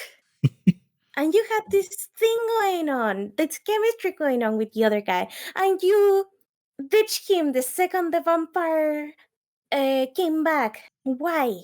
And then we get to Eclipse and we realize Jacob is a piece of shit too. So at that point in time, I was like, just be a loner. You don't have to pick anyone. You're good by yourself. Just go with your friends anyway. I mean, you said it was trashy anyway, and I agree. I've read the first Twilight book, and that was enough for me. I couldn't make it any further. Yeah. Yeah, I do not recommend you reading the book. There's actually a series called The Book Was Better, like Cringe and Rogue. If you want to watch a guy suffer through the book and turn the thing to pieces, go watch Cringe and Rogue. He's fantastic. But anyway, nice. So yeah, like I actually had like an anime example of this, but I fucking closed the chat. I feel like, though, just to speak on that as well, like, I think that whole trope of, like, it seems like a romance trope anyway in just any kind of writing where, you know, the hero, be it male or female or whoever, falls for the wrong person because they're flashy or, you know, more in their face or more impressive or richer or whatever the hell. They find out the hard way that that's the wrong person, and then they find out the hard way that, oh, there's the nice person they should have been with the whole time, and they end up with them hopefully in the end, and everyone lives happily ever after. But I feel like that comes up in a lot of different things, like whether it's games or books or movies or anything like that. It's just a romance thing. Yeah, but here's the thing. Sometimes you just cheer for the other guy, like for the good guy, and the protagonist doesn't realize. Yeah. Like, she ends with the trashy, or like not even like the trashier guy, like the blander guy, like the one who's just cool looking. Yeah. And there's so much more possibilities with the other guy. But like, I remember the example. It was Otome. I really liked that show as a kid, and I really shipped the protagonist with I forgot the name of the guy, but it was like the Tokyo cafe manager. But she went for the high school crush who was blind as a piece of bread, like a white toast, not even like a good white toast, a toast. But yeah, like there's a lot of people like me, like even like who had like just different preferences, who really simp for a particular character or really would like to have the protagonist end up with a particular character, and that's the second lead syndrome. So the thing is, in Otome games, you have many routes to choose from, and even if you want to complete all of it, you still have like a favorite, and you can still say, "Hey, that is canon." I have the satisfaction to see that it has like a canon material that you don't have to resort to fanfics to get like your feel of that ship or whatever. But yeah, now we're gonna go for the things that probably appeal more for our public. That Otome games in particular had like varied and very interesting stories. Like for some reason, like the ones we get in the West aren't like prone to a slice of life. Like I know they're like slice of life Otomes, but we don't get a lot of those in the West. Maybe because they don't think they will sit well or whatever. But since you I guess since the writers have to make like this thing about falling in love with it with one of the bachelors like work in some way and still have the attention of the people who are playing through the game, they go through lengths to have very interesting situations or very interesting settings, such as in Sven Virtue, where you have this island where people die at 23 because of the curse, and pretty much the game has you like in different routes, either like surviving the curse or like actively fighting against the curse. So you get like a lot of different, and also you get like a lot of different perspectives on it, because some people say, hey, it is the natural thing to die at 23-year-old, or hey, because you're not supposed to live longer than that with a new body, or some other people say like, hey, I don't want to die because reasons, and the reasons may vary. So you also have Café Enchanté, which has like people from different quote unquote fantasy worlds like meeting together in this place, and then you have shenanigans happen because their ways of living are vastly different. So you have very different characters because of it. Or you have Hakuoki, which is a historical romance where you might get like more repetitive routes because it follows like a straight path of like a sequence of events that actually happen in Japanese history. But you have different perspectives on it, and you have like a lot of characters to choose from. Or you have Could Realize, which is still like I don't know if I can still call it my favorite Otome game, but still has a little space in my heart because of how having a character like a protagonist that isn't able like to either like touch stuff or like have connections with people because of the situations, and like how she was born, and she has like this poison on her that either builds up over time in a closed space, so people get pretty much asphyxiated in her presence if they don't ventilate correctly, or if she touches anything, she melts it. So trying to navigate through that, even trying to find a cure to that, while exploring like the backstories of the different characters, like I realize is a lot about what makes us human, regardless of our background. Of like, it's like we may have been born human, but we are not necessarily human at heart, depending on the decisions we make. Or like we may have not been born human, but we make like human-like decisions in a way. So yeah, like they explore what makes us human. So each Otome game that I played has been a real treat because they have a setting and stories that go beyond my imagination at times. And even though not all of them are like the best game I ever played, I'm still glad I did, because someone out there made like the effort to craft this world and deliver it to the player to have like, even if it's the same story about, I don't know, enemy to lovers or the child friend, even though you have those tropes, the way they're executed, they are always different, and that's the thing that I really like. And that's my TED talk. I was just thinking while you're talking about that, like, it makes me think of why I like science fiction, just in general. Other than it being just creative and, you know, interesting, as opposed to, you know, just straight drama or something.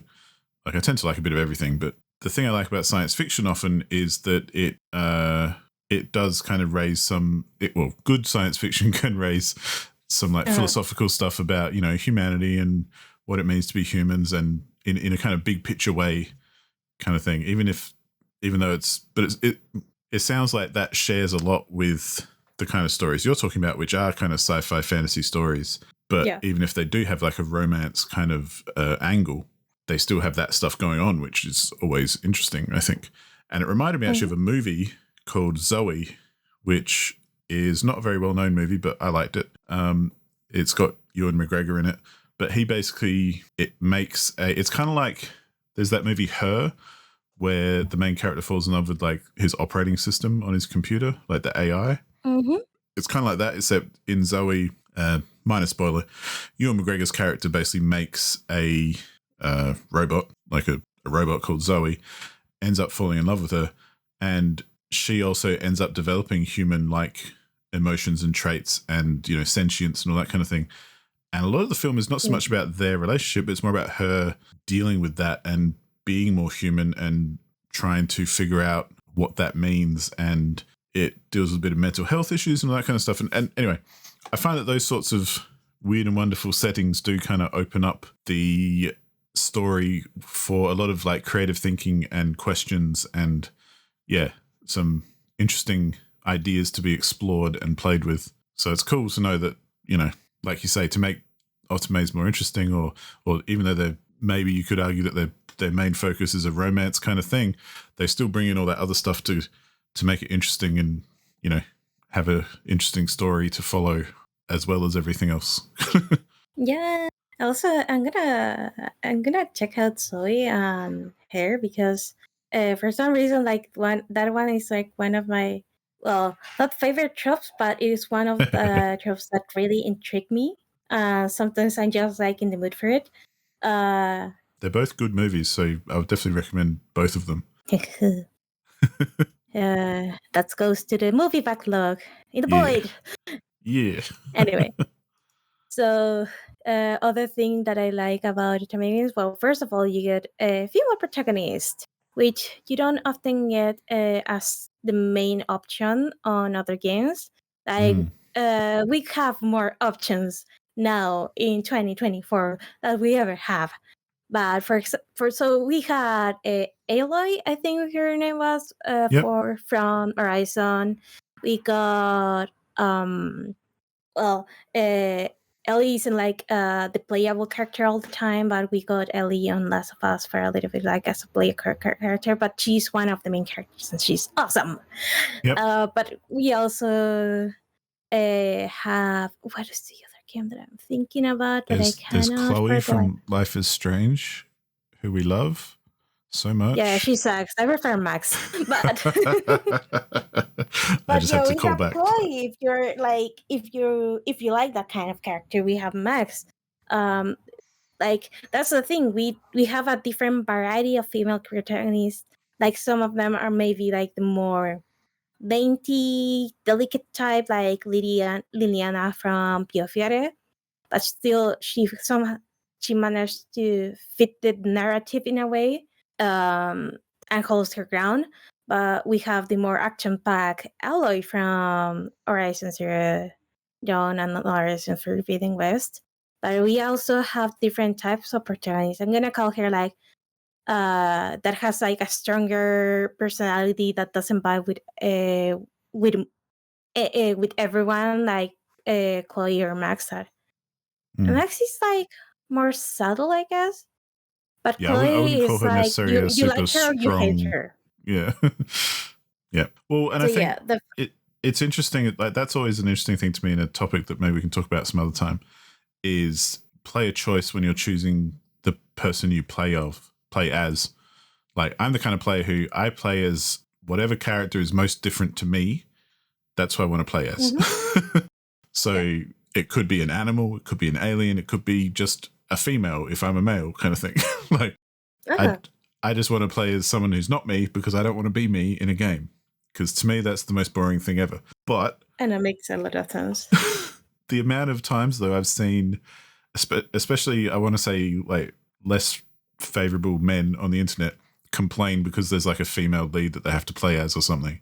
And I'm just like, what is fucking wrong with you? Like, it's like there's certain types of players, and you know, I'm not going to diss those players. Like, if you're this kind of player and you're listening, I'm not having a go at you. I would just say, hey, try and expand maybe what you're doing.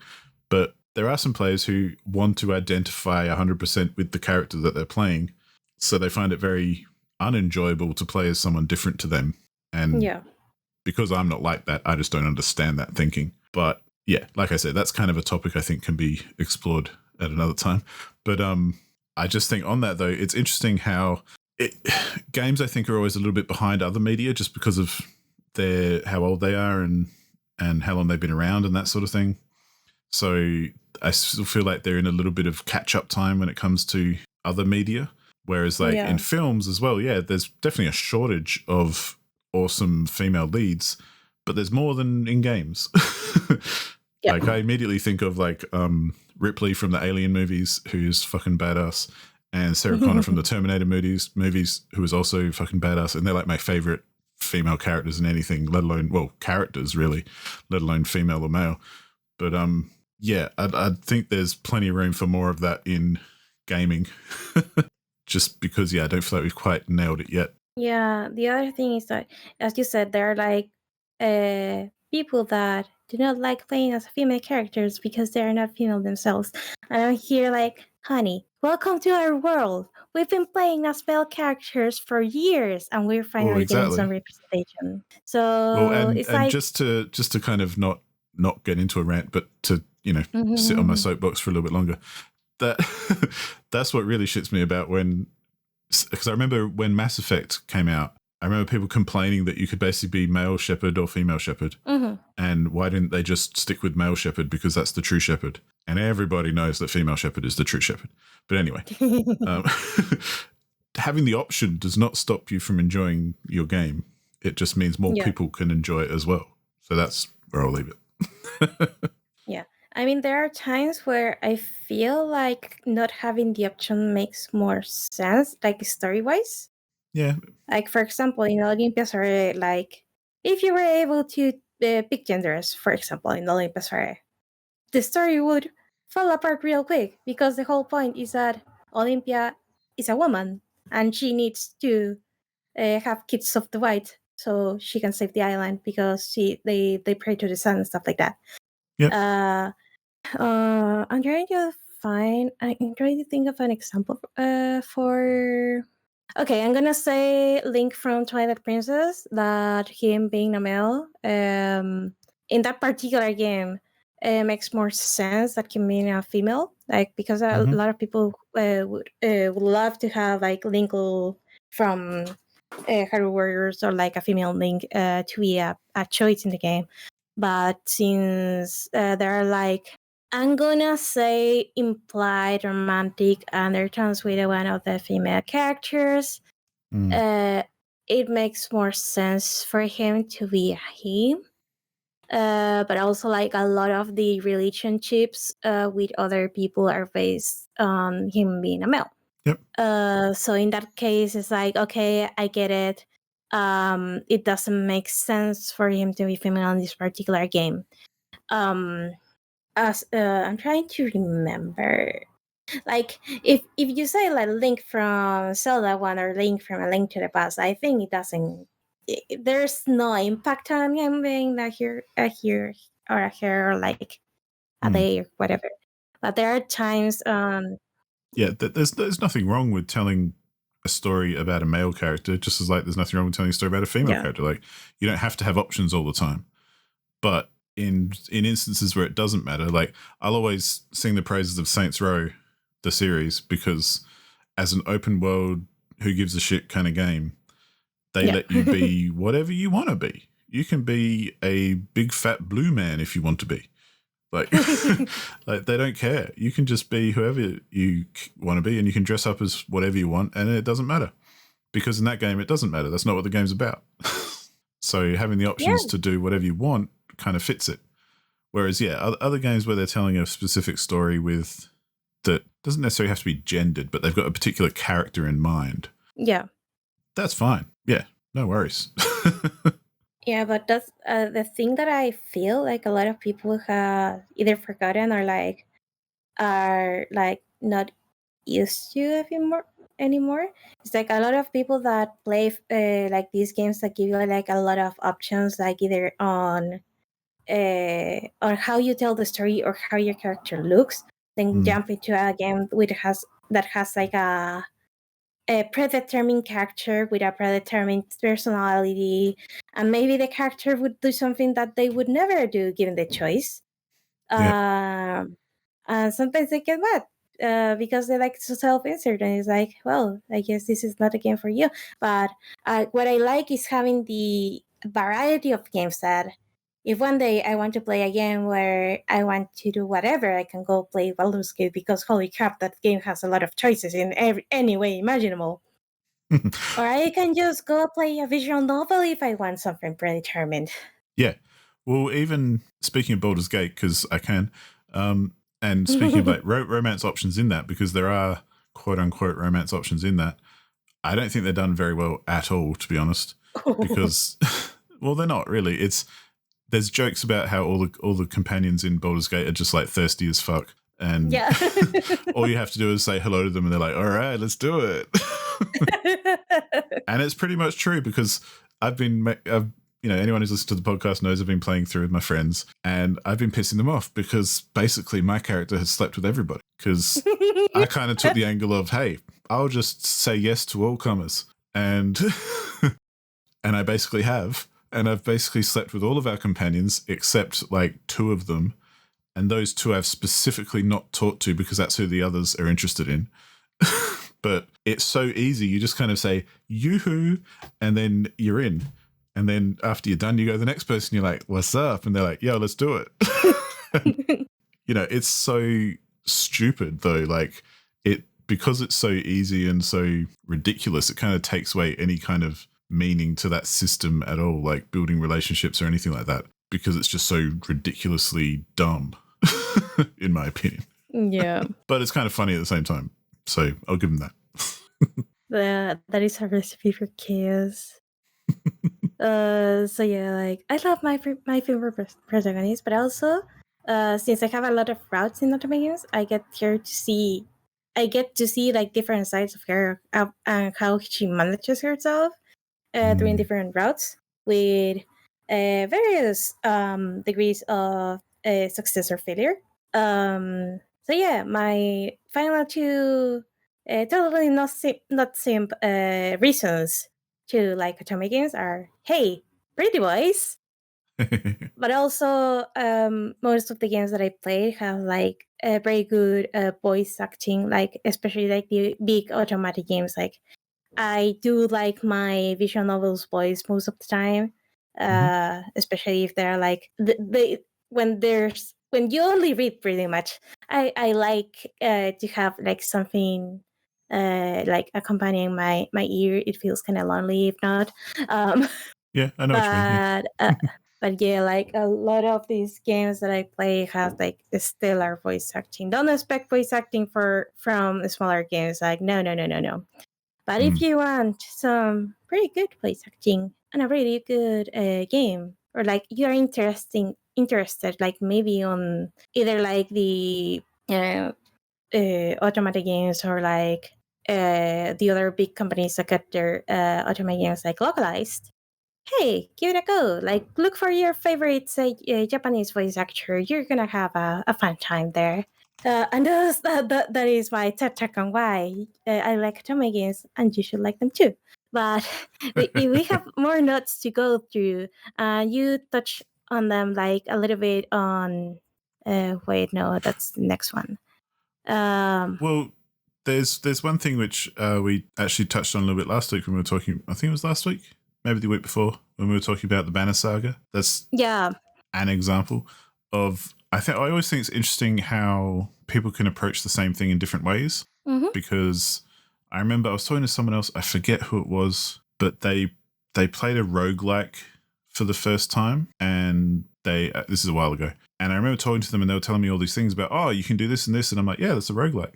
And and it's cool. Like I'm not dissing them. It was their first time experiencing a roguelike. But to them, they're like going, oh, check this out. This game's so amazing. You can do this and this. I'm like, yeah, that's a roguelike. That's what to expect. And similar to like playing visual novels and the types of stuff that you play or the types of stuff that I would play and that kind of thing. Because I do like playing visual novels, but I obviously play very different ones to you.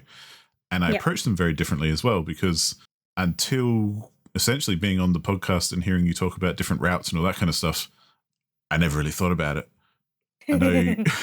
I know in visual novels I've played that there have been like multiple endings or that kind of thing, but most of the time I don't look up things about that, or I don't look up guides or anything, and I just kind of play and make the choices I want to make, and then however it ends, and I'm done, kind of thing. If I really enjoyed myself, maybe I'd go back and choose some different choices just to see how it pans out differently. But ultimately, I just kind of play it through once. Whatever happens, happens, and that's my experience, kind of thing. Whereas obviously, yourself and other people enjoy going through and going, okay, I've done that route, now I can do this one, and now I can do that one, and so on and so forth, and see all the different aspects of the story. So you probably experience a lot more than I ever would, and get a lot more out of it, I'd say. But approach it very, very differently. And I think that's always interesting, because it's funny how you can play the exact same game in a very different way, I think. Yeah, definitely. So the thing I have with routes, well, in particular, like for the big Otome games, I do like to experience like every single route, because I do like giving like each character a chance to shine in a way. And I like to see like how the story pans out in that way. But there are cases where the game, especially like with the smaller indie games, like I can do like a couple of routes and be done with it, which was the case with Backstage Pass, which is a smaller Otome game. I don't remember the who developed it, but the thing about it is since it was like a more slice of life setting, and it was almost like it was also like more of a dating sim. Like there's a difference between dating sims and Otome games, or like visual novels in general. Like Otome games can be dating sims, visual novels, or like a mix of both. So in dating sims, you usually have like a stat racing thing.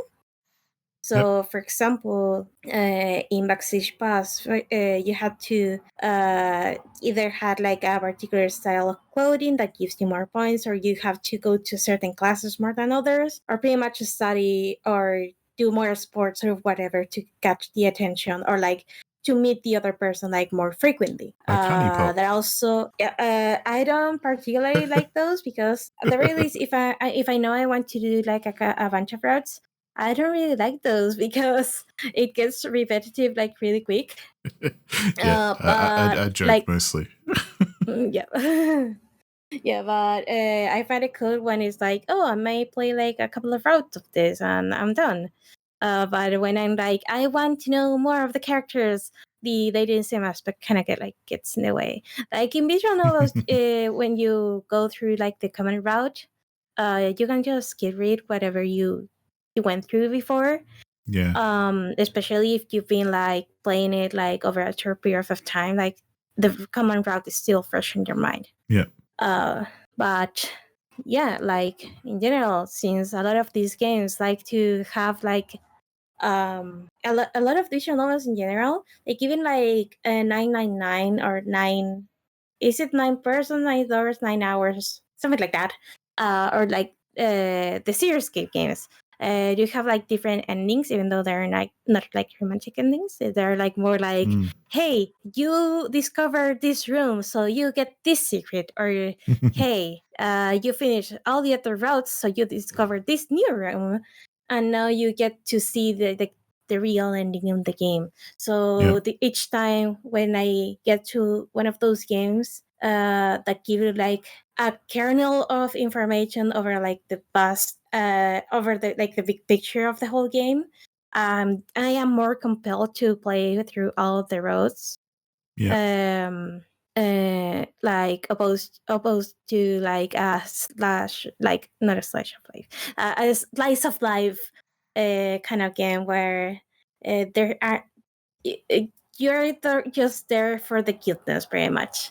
Like if I know I'm not gonna like a character on that game, I'm not gonna play it. Which doesn't happen on automatic games, but okay.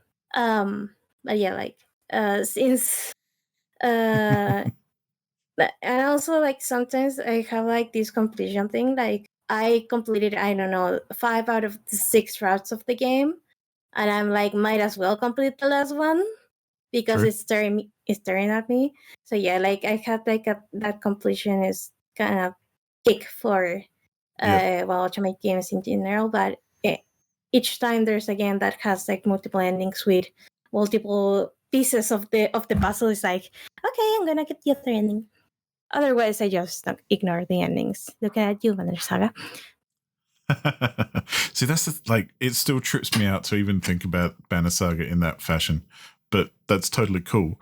It's just interesting, I think, because I've never even considered that game had like routes or visual novel stuff or, anything like that. Anyway. Okay, jokes aside, I don't know like a lot of like the whole lore of Banner Saga, but it seemed to me that there were at least two factions of routes, quote unquote, according like to who faction do you choose to side with. But like it feels to me that there are like a lot of situations that like on the story, like outside of combat, where something happens and you might lose a character. Yeah. And so a lot of the endings are like very similar, or it just you just get the difference of, hey, this character lived or this character died. Yeah.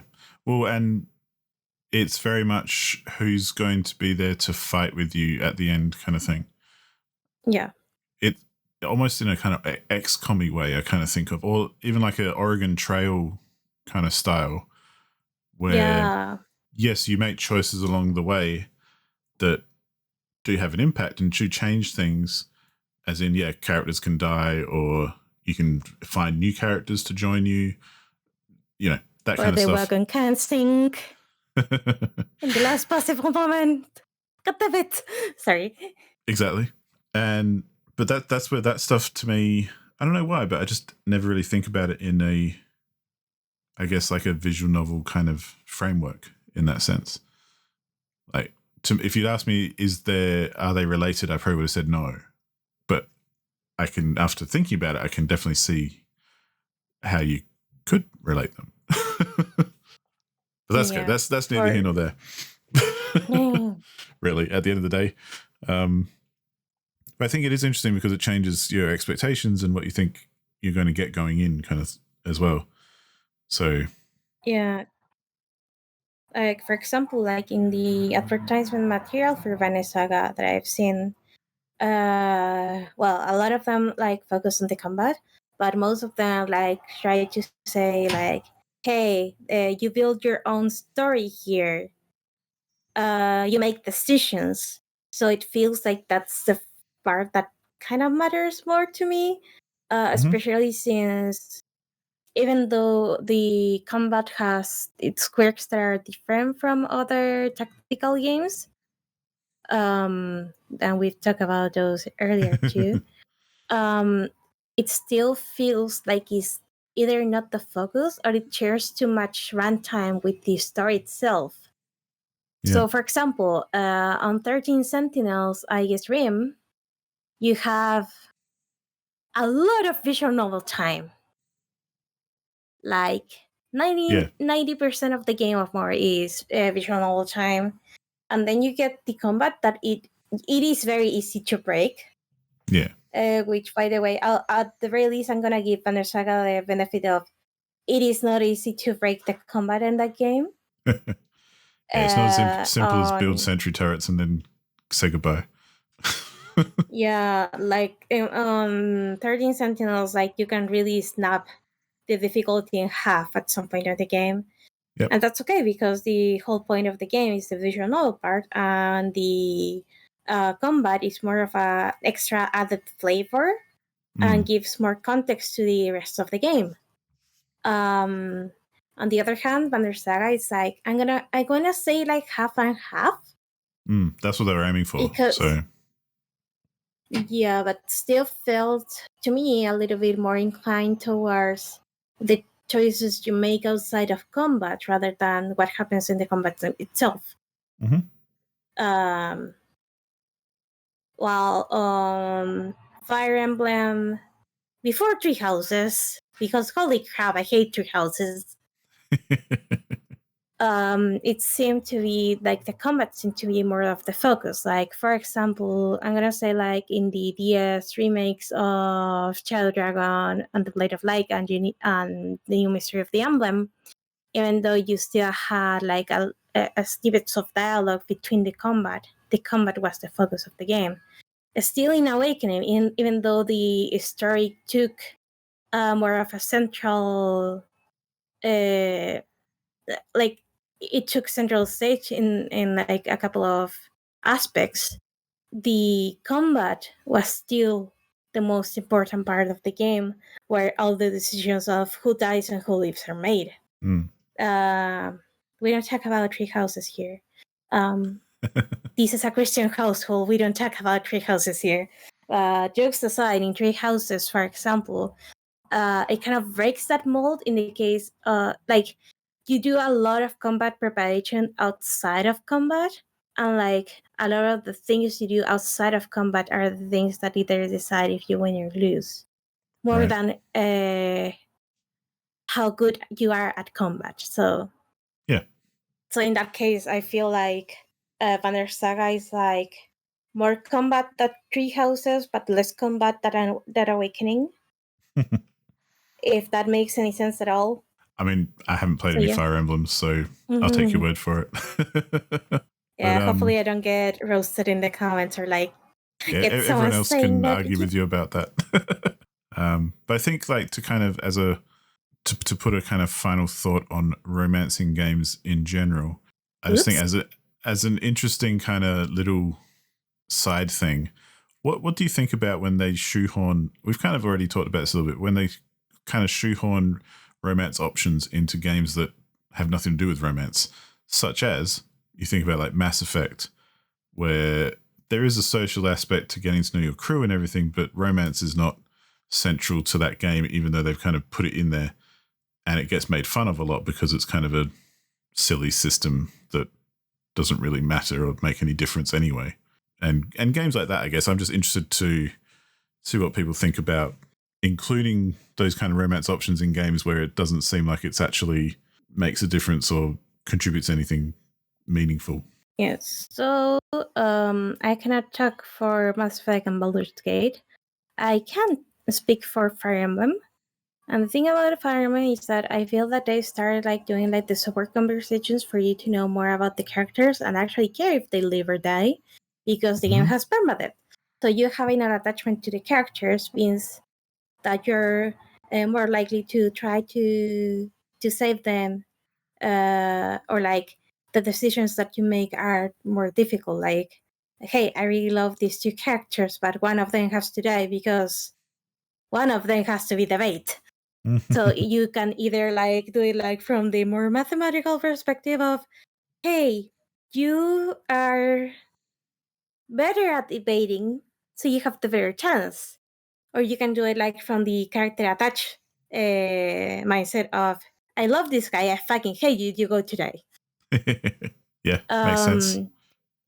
So yeah, even though Fire Emblem started like with support conversations, like first in combat, like if you put like certain characters like side by side during the actual tactical part of the game, they sometimes have something to say to each other.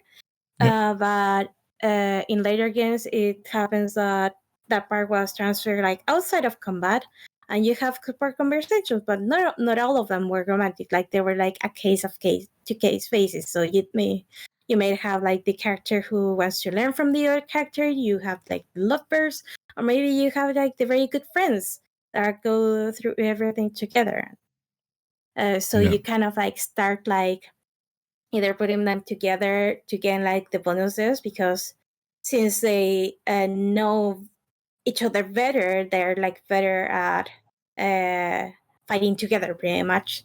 So that kind of makes sense until you get to Awakening, where every support conversation between a male and female character can end up in a romantic relationship, and that has to and you get extra characters because of it, but that has to do with spoilers in the game. But anyway, then you have fates. It makes no fucking sense that you have all romantic support conversations in fates, and it doesn't make any sense the mechanic you get out of it. It is stupid. And then you go to Echoes, which is a remake of Gaiden, which is the second game in the series. And then you go back to form in the sense of you get different kinds of support conversations.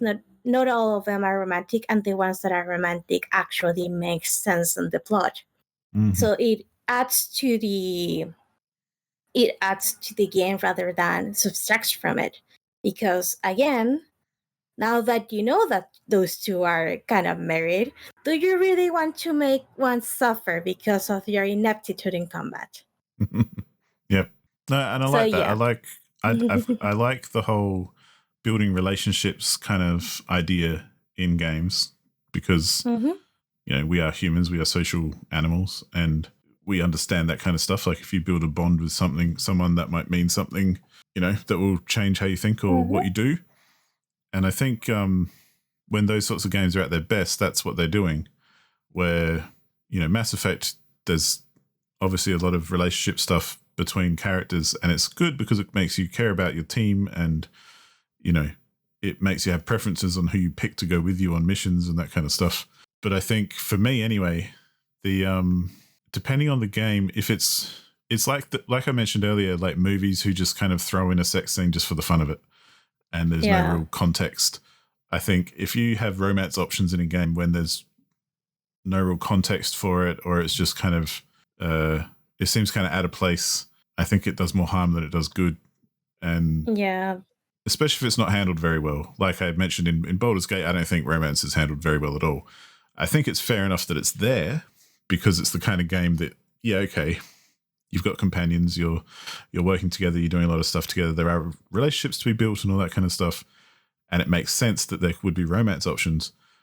But when I can literally just sleep with everybody in my camp, like I've got like 12 companions and I've slept with all of them, but basically every time I talk to someone now, they're like, oh, I thought we had something. And I'm like, yeah, whatever, let's talk about what we're meant to talk about. Even like characters who aren't my companions, I've had relationships with, and anyone who's played the game probably knows what I'm talking about. But because it gets a bit funky in parts. But I feel like they're just shoved in for no real good reason, and it doesn't really add anything to the game. And I feel it's appropriate to also say that I don't mind sexual content or relationship building or anything like that in games. Like I think it's when it works, it's good. But if it's got no kind of purpose or reason, it just feels like a bit silly. Yeah. And I think definitely to just give Saints Row another little praise, I think it was in Saints Row 3 or 4 where they basically took the piss out of the Mass Effect relationship system because they had a relationship system in Saints Row. I think it was Saints Row 4 because they're on a spaceship.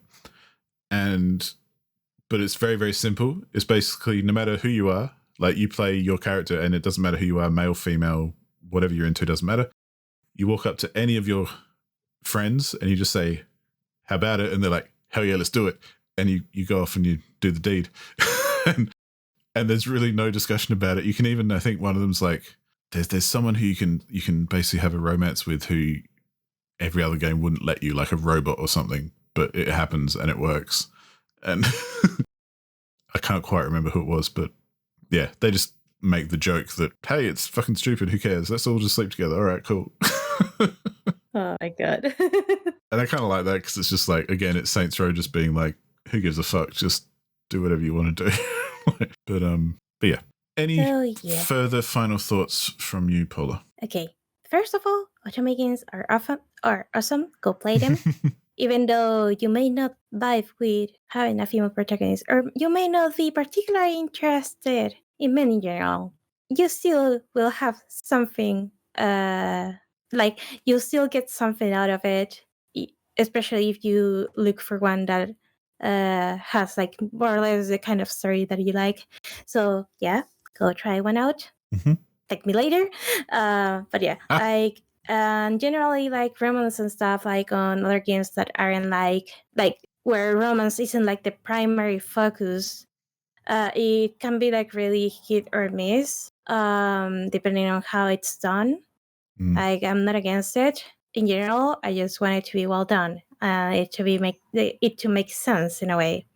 But yeah, I'm not gonna tell anyone who they can or cannot simp about like simp for on video games. Like I'm not that kind of person. Like so yeah, go have fun. Any final words from you? Pretty much agree, really. I mean, yeah, if it's, I think, and anything though that's like gratuitous and doesn't have context and is a bit silly is kind of just silly. And whether it's romance or anything, like I think one of the things that I think is always interesting about not so much romance, but like stuff with sexual content, I always think is an interesting thing in video games because people seem to be more worried about that than violence. And yeah, that's stupid. My whole life that's tripped me out. I'm like, so you don't mind me, popping the heads off dudes in GTA, which is fairly realistic. But, if there's a bit of nudity, oh no, cancel that. And that sort of thing has always kind of struck me as, indicative of people in general and human beings, society. And it kind of reflects the real world in a way, like, something sexual comes along and everyone runs away scared, but we get violence every single day in the media and, are pretty numb to it. So people suck. That's what I get from it. So my message, I guess, would be try, if you are someone who's just thinking about this sort of stuff, don't be scared of romance in games. It's fine. Maybe it's not your thing. That's fine. It's not really my thing. Like, it's not something I genuinely seek out all the time. But when it happens, I'm like, oh yeah, cool. That's interesting. That's another element to the story that I can think about and, hopefully be entertained by, because that's the whole point of the whole exercise. So, yeah, I'd say have an open mind and try things like Paula was saying, like, give an Otome a go. Or other games even, like, maybe try other stuff that might seem a bit whatever, like not up your alley, or maybe you don't like you wouldn't usually go for the male protagonist or the female protagonist or whatever, like maybe try them just for the sake of it and see if you enjoy yourself, because you might. So, yeah. Well, let's get close to trying to wrap this up before it gets too long and get to our guessing game. That's all right. It's good. Good chat. Okay, so I got this game and I just realized, I don't know when Everdread did this, but at the release, like for some video games, it seems that in the How Long to Beat page for that video game, you can see the availability of the game and the price of it on that platform. That was about a month ago, I think, that was introduced. Ooh, fancy.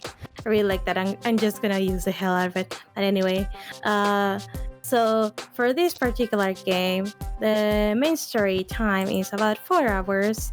This person in particular took 4 hours and 47 minutes to beat it, and says, "Boy, this was an experience." Frying pan MVP. Frying pan MVP. I feel like that should tell me something. So maybe it's got something to do with cooking, or you can use a frying pan as like a weapon. Damn it, Paula's not giving anything away. Nope. Like maybe if I say things, I'll get a reaction. Suck, but I'm trying my best.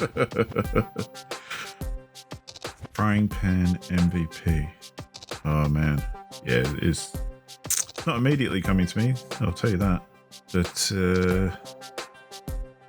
yeah, it does feel like something. I mean, they all kind of ring a bell in some way or another, and this is definitely doing that. But I got nothing.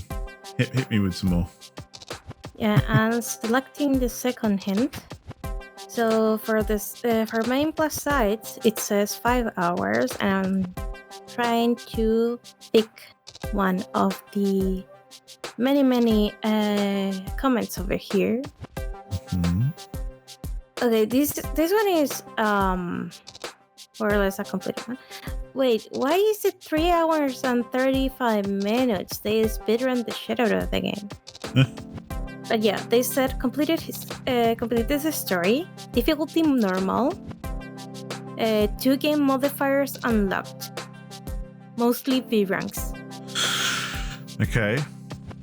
So modifiers unlocked feels like it could be like a roguelike, perhaps, or obviously you get ranked, whether it's you're ranked on levels or fights, and unlock modifiers. It's not something like Bastion or something, is it? Nope. No, I thought that was a bit of a stretch. Don't know where the frying pan comes into that. I feel like there's something like that with a frying pan. I mean, oh my gosh. It's always so... it's like, you feel like it's right there, just ready to be just discovered, but you can't quite make it materialize. Frying pan. Modifiers. Frying pan. I mean, I could guess things like, Vampire Survivors. Nope. Or like Enter the Gungeon. Nope. Kind of game. I mean, I feel like a frying pan would be one of those like stupid weapons you wouldn't use, but you could if you wanted to. Maybe... I keep thinking of things which I think are way longer than like 4 or 5 hours. There's plenty of like RPGs and stuff where you can obviously use other things as weapons, but you get ranked as well. Could it be... No. I'm kind of stuck around the kind of roguelite scene. But they don't really rank stuff either, so yeah, that's weird. Oh look, I don't think I'm getting there. Okay. Let's keep the ball rolling. Okay, for completionists, the average time is 8 hours and a half. Okay. This particular person took 17 hours and 40 minutes. 17. It says all levels done on Banana's difficulty. Every level is ranked S. All achievements. Is it my friend Pedro? Yeah, it is. Wow, yeah, okay. Yeah, I knew the Banana's difficulty was the one because it was like in a couple of comments from the main story only. And actually someone said difficulty level, bananas. Well, and to be honest, I don't remember that as a difficulty level. I just remember in my friend Pedro, you play as a banana, and it's silly enough that there probably is a frying pan somewhere. And I do remember you probably get rated for levels. So there you go. Yeah. There you go. And I closed the tab. I'm so stupid. It's an interesting game, my friend Pedro, because it's almost like a Hotline Miami, but like a 2D platformer version. 2.5D, I should say, because it's like 3D graphics, but on a 2D plane. And the idea is you do lots of tricks and stuff while you're jumping through the air and shooting bad guys, but you're a banana. Yeah. And you can like slow down time and do bullet time and that kind of thing. So you can do all these fancy things. And there's like skateboards and stuff that you can jump on and ride through the levels. And yeah. You could say this game is bananas. Yeah. I don't know if I'd want to spend 17 hours in it though. Goodness. Like I think when I was playing it, I think I just kind of got through it and then was like, yep, that was fun enough. Okay, I'm done. Oh, cool. So that takes us to 4 points for Paula, 2 points for me. I haven't been doing very well this round, but hey, there's still lots of time left. And yeah, but I think that will pretty much wrap us up for this episode. As always, feel free to comment, contribute, tell us your thoughts wherever and whenever you please. We welcome them all the time. And yeah, thanks for watching, and we'll see you on the next one. Bye-bye.